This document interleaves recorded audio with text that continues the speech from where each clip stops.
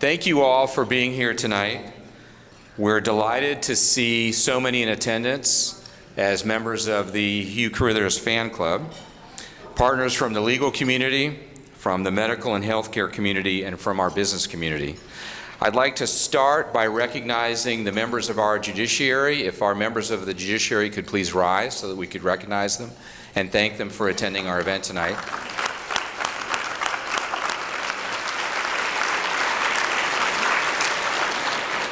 I'd also like to start by thanking our Partners in Justice sponsors whose names will hopefully be displayed on these giant screens behind me, starting with Harrell & Harrell.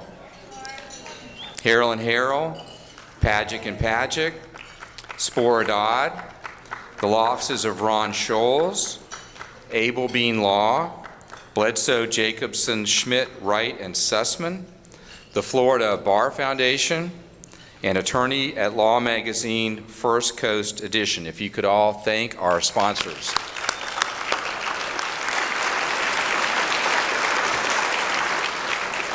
And we have additional sponsors who will be displayed on the slides as well.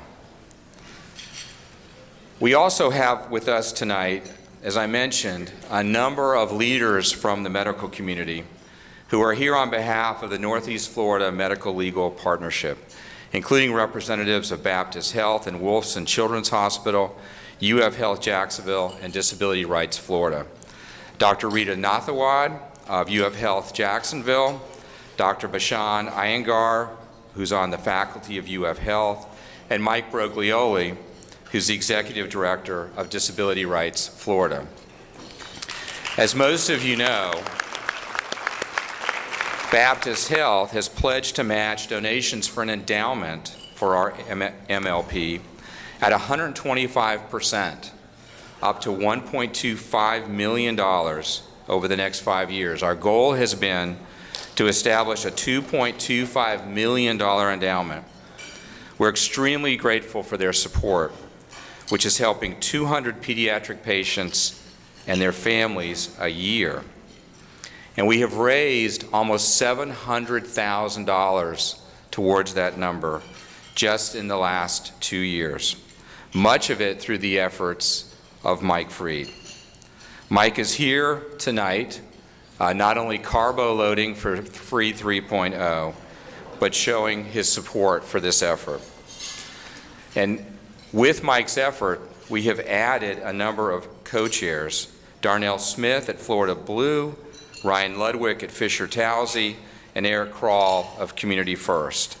Please join me in thanking all of our medical legal partners and this amazing effort that Mike is helping us spearhead.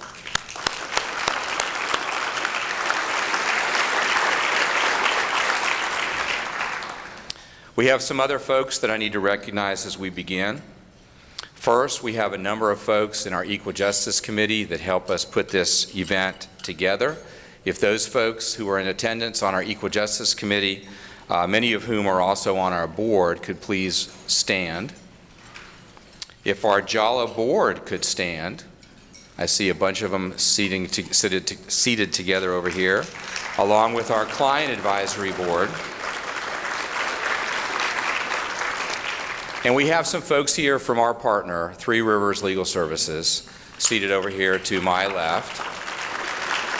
Thank you so much for coming from Gainesville and Lake City to join us here tonight. On our tables are small flags and pocket-sized Constitution booklets for you to take home. Yesterday was Constitution Day. We hold this celebration around this time of year in tribute to this extraordinary document. Somewhat ironically, yesterday was also Citizenship Day. Every day, the JALA staff put into practice the first promise of our Constitution, which is to establish justice, and the last promise of our pledge, which is that we should stand for justice for all. And I would like to ask the members of the JALA staff, current and past, to stand so that we could thank them for their service.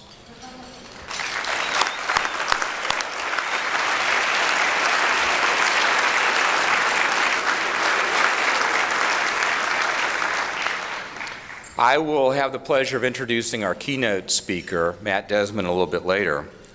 As you know from reading his book, he has a major focus on housing and security, and that is at the core of what JALA does. In 2018 alone, we stopped 71 families from losing their home in foreclosure, secured more than $3 million in preserved equity. We also prevented 200 families from losing their homes to eviction, including the preservation of annual affordable housing subsidies totaling more than $700,000. We also handled fair housing cases and secured $416,000 in fair housing relief. This is all just in 2018. We do all of this, as many of you know, with zero general funding from the state of Florida and zero general funding from the city of Jacksonville. We do it instead with the people in this room tonight. A study in Philadelphia found that the city could save $45 million a year just if lawyers had representation in court. And the city of New York is in the middle of a project to provide every single lawyer, every single tenant in housing court with a lawyer, because the city of New York believes that doing so would save them money. I know tonight we have, as I mentioned, numerous members of the Hugh Carruthers fan club. I didn't know how many members of the Matt Desmond fan club we had here until we began putting this event together. I don't know if you have an official fan club. He does not. There's a part in the book Evicted where Matt writes about two black women with children who are trying to get housing, and the landlord comes up with a pretext about not renting to them. And he goes back in an interesting part of the end of the book and presents himself to the same landlord as a tenant with the same income level and the same number of children. And the landlord is happy to rent to him as a white prospective tenant as opposed to the two women who were black. And he talks about reporting the landlord to the Milwaukee Fair Housing Center, who never returned his call. In Jacksonville, if you had made that call, the call would have been returned to the gentleman, by the gentleman to your right, Stephen Patel, who has been instrumental in moving us to a litigation-first approach in fair housing. We probably have more fair housing cases pending in state and federal court than any other law firm in the state of Florida. It is Stephen's birthday today.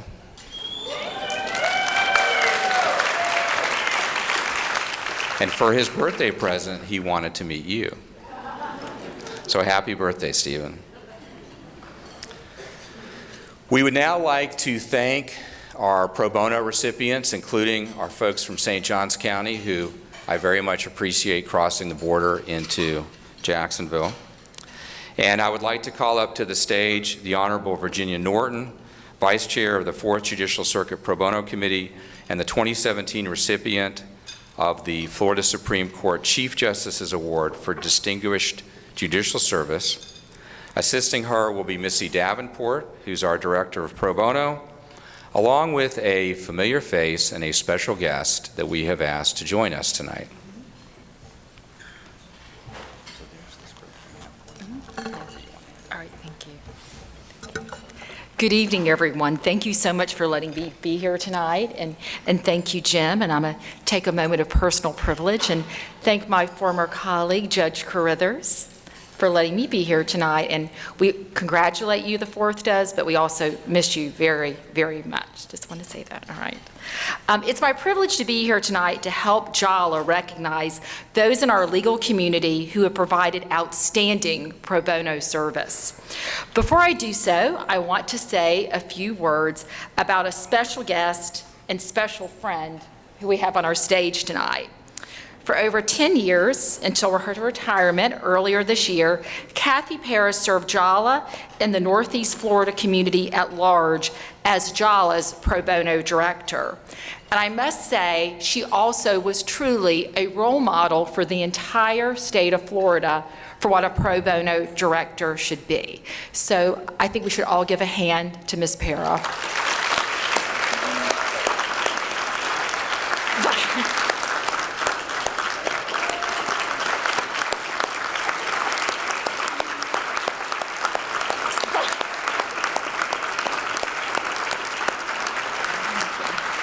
Thank you. Thank you so much. Very well deserved. And one of the most humble people I know as well. And speaking of going above and beyond, Ms. Para always has. Kathy's name became essentially synonymous with pro bono in our community. And for that reason, JALA has henceforth named its pro bono awards after Kathy Para. We are fortunate to have Kathy with us tonight to participate in bestowing the inaugural Kathy Para Outstanding Pro Bono Service Awards, and thank you for being here. Although none of the folks who we're about to honor do what they do for recognition, we can all renew our own commitment to serving those who need this kind of help by allowing these individuals tonight to set an aspirational example for us all. The pro bono attorneys we will honor tonight have all handled cases from JALA, the Northeast Florida Medical Leadership Partnership, or Three Rivers Legal Services. An important thing to remember, though, is that in addition to case representation, attorneys can volunteer in many time-limited capacities. At Ask a Lawyer events, such as Lawyers in Libraries, Citizenship Day, Estate Planning Intake Night, Advanced Directives for Seniors, the Name Change Project, and the Eviction Defense Self-Help Project. JALA's outreach involves partnerships with the Jacksonville Bar Association, the Florida Coastal School of Law, Three Rivers Legal Services, the Bankruptcy, Federal Bar, and D.W. Perkins Bar Associations, the Christian Legal Society, HUD Senior Centers, the City Council, the Council on Aging, dozens of area law firms, and Florida State College at Jacksonville. There is truly something for everyone, absolutely everyone. Pro bono attorneys also serve as expert resources for other pro bono attorneys or for JALA staff attorneys, teaching CLE seminars for legal services staff or pro bono attorneys, and they also as well serve on the JALA board. All told, pro bono attorneys give each year about $2 million worth of their time through JALA, but the difference they make is truly immeasurable. Thank you all to all of you all who give so much. On any given day, thanks to Florida Pro Bono Matters, you can go onto JALA's website and find cases awaiting placement, or as I like to say, waiting for you. And so I did a quick peruse of the website, and here are some opportunities that are ready for you right now to serve. And this is just a sampling. Guardian advocacy for an 18-year-old. Client has severe autism and intellectual disability with a developmental age of 4. Mobility issues as client is awaiting a wheelchair. Dissolution of marriage, domestic violence. Spouse has repeatedly stalked, threatened, and physically abused. Injunction against spouse in effect until December 2019. The couple share a 6-year-old child, and there are no marital assets or liabilities. Seeking Chapter 13 bankruptcy. Client is 83 years old and was in a longer-term medical facility. Returned home to find she was facing foreclosure due to HOA fees. She has no living family and is unable to handle affairs effectively. As you can see, that's just a sample. Needs are great. They're greater than that. And for those of you who've already served, thank you from the bottom of our hearts. But for those of you who have some time and an interest, there are many opportunities. And remember, these are not case numbers. These are human beings who are waiting for your expertise, and I guarantee you they will be so grateful for the time that you give them, and that is ultimately the most ultimate reward a human being can really receive, and that's sincere gratitude. Tonight, we say a special thank you to 9 attorneys, a law firm, and a bank for their outstanding pro bono service. Each award will present as a unique work of art, and each was created by a student in the glass blowing class at Jacksonville University under the direction of Professor Brian Fruss. So, we are fortunate to have these attorneys in our circuit, and although we don't have time tonight to detail their individual contributions, I hope you'll take the time to read about them in the program. They're truly outstanding, and I know also inspiring to me, and I'm sure everyone else in the room as well. Now, if I may have the attention of the honorees, as I say your names, please join me and Ms. Para on the stage by coming up the stairs to my left. As Kathy and I shake your hand and present your award, we'll get an individual photo. But then please wait off stage for a group photo, which we will take after all the awards have been presented. Once we've taken the group photo off stage, then you may return to your seats.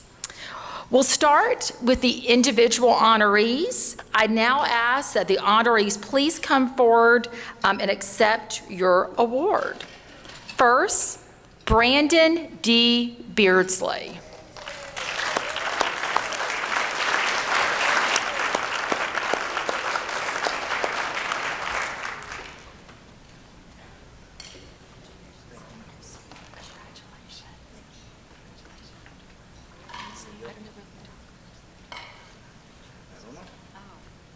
Is there a photographer out there?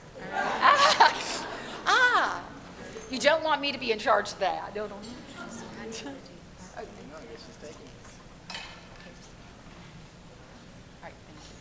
so much. Thank you.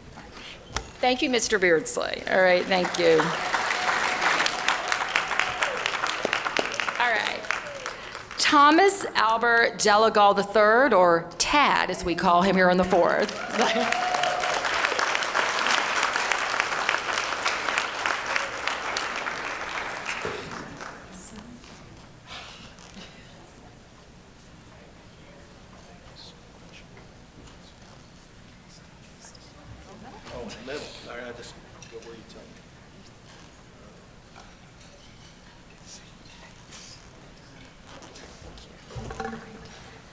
And next, Anne Marie Janusa, please come forward.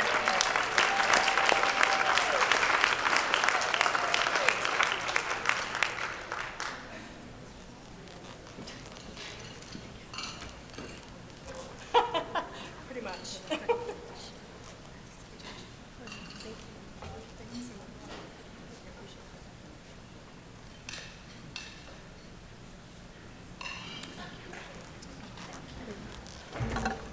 Next, Logan Kyle McEwen.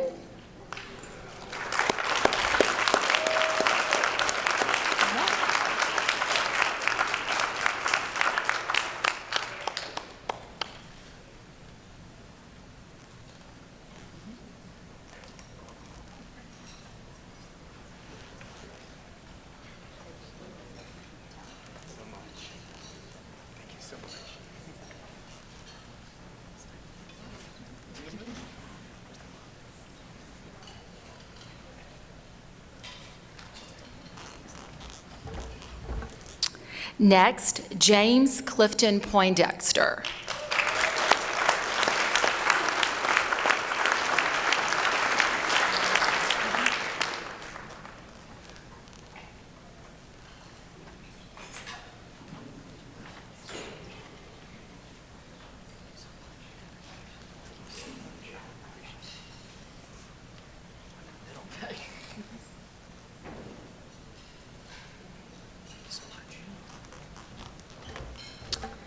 Richard Stockton.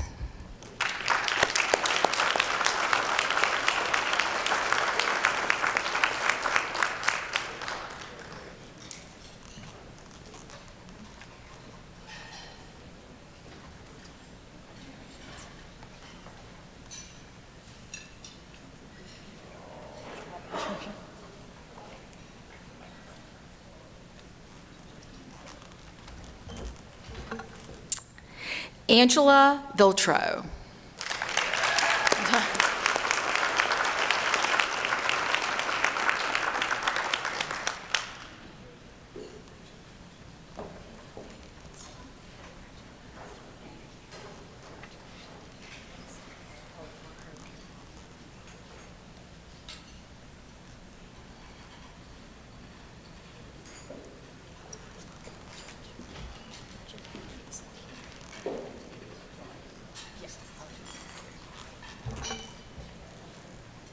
And I'd also like to point out, Jeffrey Haney is also one of our award recipients tonight, but he was unable to be here.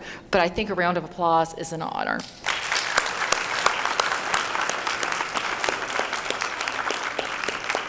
And he'll be given his award at a later time. And the next, we would like to honor our firm and corporate citizens who have also honored themselves by being very involved in pro bono service. Rob Ellis. We do have Rob Ellis. Okay. Robert Henry Ellis.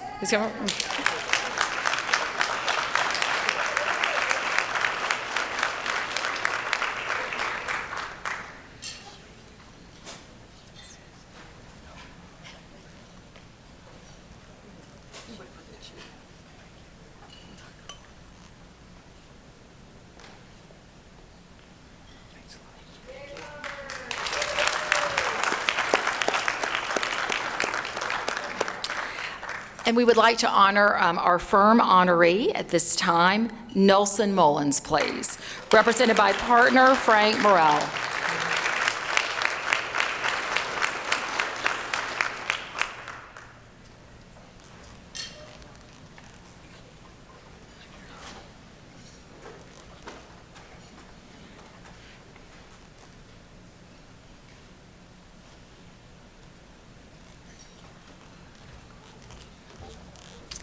And next, our corporate honoree, TIAA Bank, represented by Senior Litigation Counsel Thomas Ross. Mr. Ross, please come forward.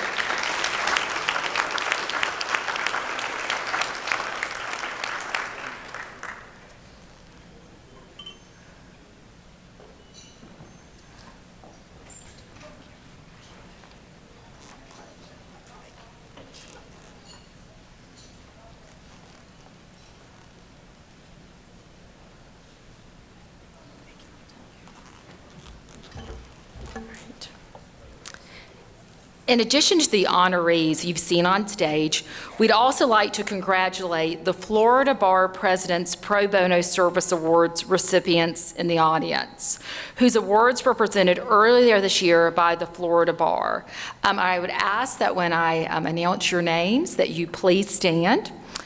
First, Ms. Crystal Freed for the 4th Judicial Circuit. Ms. Freed, I saw her earlier.